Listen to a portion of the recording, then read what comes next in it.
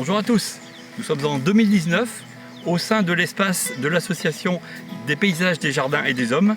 Nous sommes en compagnie de Michel qui est adhérent depuis combien? Depuis une douzaine d'années. Une douzaine d'années au sein de l'association, donc autant dire qu'il connaît un tout petit peu le sujet. Donc on a rappelé dans le premier reportage en fait la mission de cette association, qui est à la fois une mission solidaire, donc pour éduquer à la fois les jeunes au jardinage, au respect de la biodiversité, des plantes, etc., à la connaissance de celle-ci. On est venu il y a une quinzaine de jours à peu près, Oui. donc pour baguer des cigognos, comme on l'avait fait donc L'année dernière, en 2018. En 2018. Nous avions 3 cigognos en 2018. Donc, qui ont été donc tous bagués. Ouais. Et est-ce qu'on les a contrôlés? Parce que je rappelle que l'intérêt du bagage, c'est quand même de mettre une immatriculation à l'oiseau avec une bague relativement grande qui permet d'être lue par la plupart des observateurs, munie d'une paire de jumelles ou d'une lunette. Un contrôle qui est quand même beaucoup plus facile, qui n'est pas réservé aux bagueurs et aux personnes qui ont les autorisations de capture et de manipulation. C'est quand même une possibilité de récupération de bagues qui est très importante. L'intérêt aussi, c'est que ce sont des oiseaux avec des pattes bien dégagées, ce sont des échassiers. La bague est grande, très visible. Je pense que nos 3 cigognos l'année passée ont déjà été revus. Ils ont été repérés en Belgique.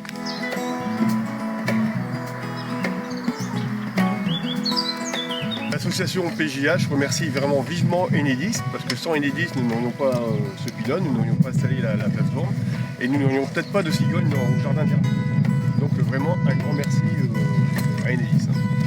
Et un grand merci à tous ceux qui grimpent. Qui fait, Monsieur le Président, à peu près un partenariat de 4 ans, auquel on a commencé par l'installation justement suite à la suppression de la ligne haute tension qui était là, de garder le support pour mettre le nid.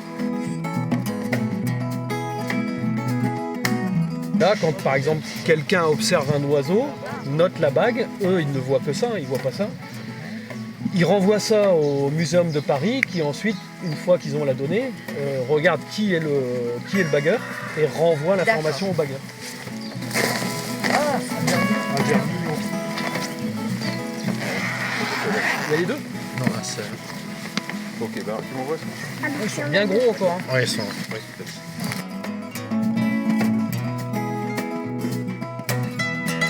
donc là, on leur pose 2 bagues. Hein. Une bague métal qui est leur carte d'identité et qui ne tombera jamais. Et une bague plastique qui est pas... chez tous les oiseaux qu'on bague, on pose cette bague métal. Par contre, on pose pas forcément la bague plastique.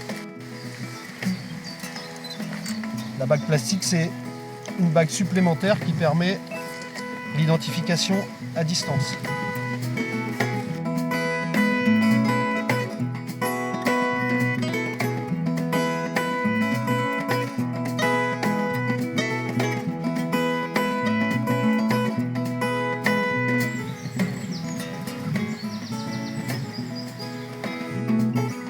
On surveille la ponte, la croissance des cigognes, jusqu'à leur envol. C'est toujours intéressant. C'est les habitants du jardin, quoi. C'est des colocataires. Regardez. Voilà, voyez.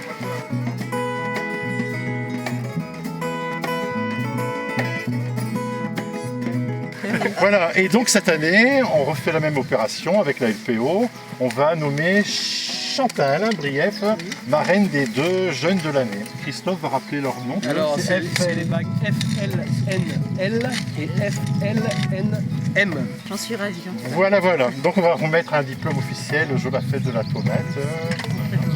On est super content encore de cette année d'avoir les cigognes chez nous. Quand même, bon, 2 jeunes c'est un peu moins que l'année dernière, mais l'année prochaine on en aura un peu plus. Voilà, on est très satisfaits.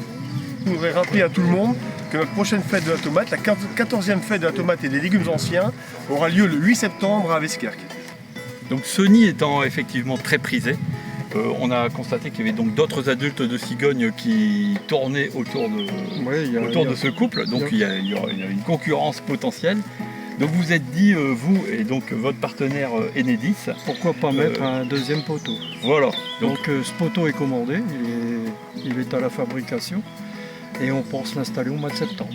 Très bien, pour que effectivement les adultes qui seront en hivernage dans la région. Ouais, et pourquoi pas les jeunes, on dit que les jeunes reviennent 2 ans après, là où ils sont nés. Ah. Alors peut-être qu'on aura pouvoir accueillir un des 3 jeunes de l'année dernière. Voilà, donc effectivement, vous voyez, ça c'est l'intérêt du bagage des jeunes, c'est que là maintenant ils sont individualisés. Et donc si effectivement un des jeunes, donc soit de cette année, soit de l'année dernière, donc a priori plutôt ceux de l'année dernière, reviennent, on pourra vérifier cette information.